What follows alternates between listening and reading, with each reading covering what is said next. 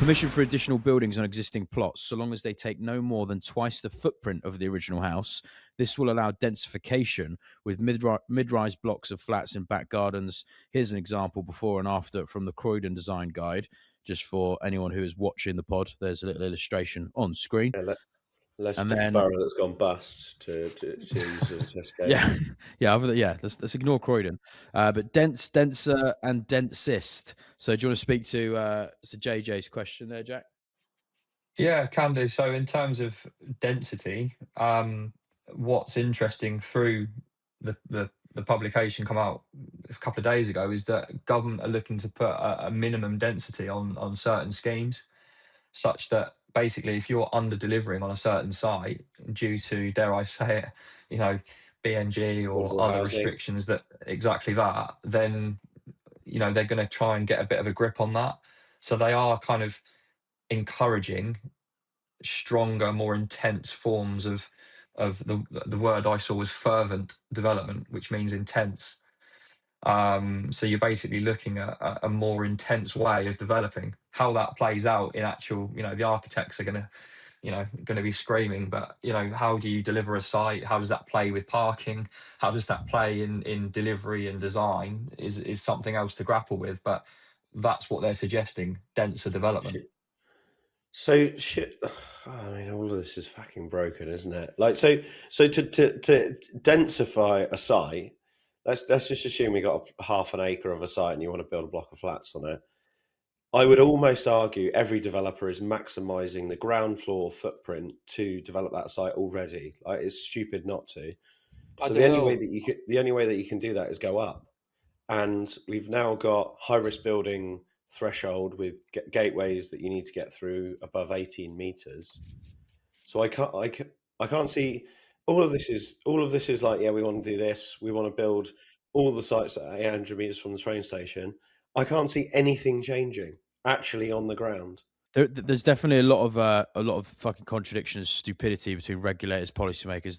They're all dumb. We should burn them all down. But the conversion stuff, I think I saw something about high risk buildings for conversions might be relaxed to help support the dense aspect of the new policy.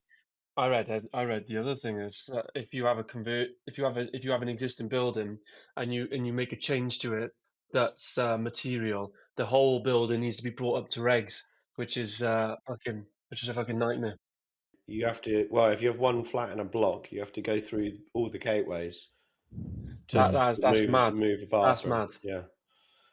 That's mad. Fucking But hell. I think this is the biggest issue. I was going to interject on Jack's point, but then he made the point that I was going to make. So, Oh, the great minds. yeah, great minds, yeah, definitely. I Right. think obviously you can already see on LinkedIn at the moment that planning consultants and others and you've probably done the same job. They're already mapping out on the map the as basically what your concern there, Jack, as well. There's about 2,600 train stations across England. So really, what you're looking for is like these needle in the haystacks. Which train stations have land around it that, I mean, to be fair, 800 meters is really not that far. So if it is 800 meters, then I completely agree with you, Jack. It's going to be really challenging actually to find to unlock further land on some of these train stations, and you'll be left with a percentage of those 2,600 where there's plots available. But other than that, unless the distance goes up, then most train stations already have a settlement built around them. That's when they Mm. were there. That's within I think 800 I think meters. I mean, hopefully that let's ask a question on that. To all of us, we all know our local train station very well, and we probably know it fairly well up to 800 meters. Your local train station up to 800 meters, can you think of any sites that could be developed at all? I can't think of one that I know within Reading train station. not in Darlington, yeah, it would be there are actually a few, but I think in the north you might find that there are more of these opportunities. But that's not already being developed. If you have a prime example, there's a site in Reading that used to be the post office, Royal Mail. It's already got consent for 460 flats. But like all of this policy and positivity is changing nothing. But they haven't built it.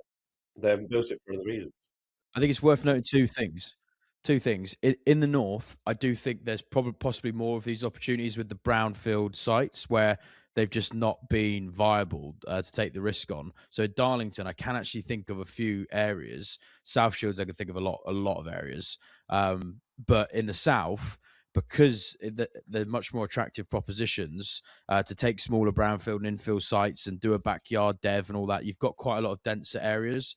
The other thing to bear in mind is that this is consultation. So hopefully, if Jack and D, your immediate response is, well, 800 meters is just not enough. Hopefully, that's what we see through the think tanks, and they go, now this needs to be more like 3 miles if you want to have any meaningful impact. So hopefully, we see these kind of things change during the consultation. Because otherwise, like you say, it's like releasing policy that's not going to change anything. I think if you take the policy and you put a decent enough distance on it, and the other key part of the NPPF, Jack, obviously you can interject if I'm saying something wrong here, but it's also designed where it overrules with certain criteria sites that are outside existing settlements and green belt. Is that right, Jack?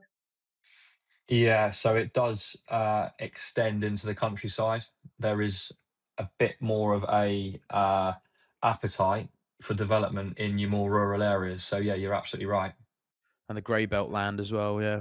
And that's the key bit, because it will then, because of that additional bit, it should actually unlock then undevelopable green areas in theory. Yeah, I think the grey belt policies are going to change the market. Yeah, we did have a section here on grey belts, but took it out just for the interest of time. But I think the main point was just that they're trying to put more emphasis on this grey belt land to pull it out of green belt kind of restrictions, so that you can take what was an old service station or something that's defunct. I can think of one around the corner here, and more easily get homes and stuff built on there. Just in the interest of time as well, they've got a couple more bits to go through. So, is YIMBY "You're in my backyard"? maybe. Yes. Yes. NIMBYism is not in my backyard. YIMBY is yes in my backyard, I assume. So yeah. That's good. All right.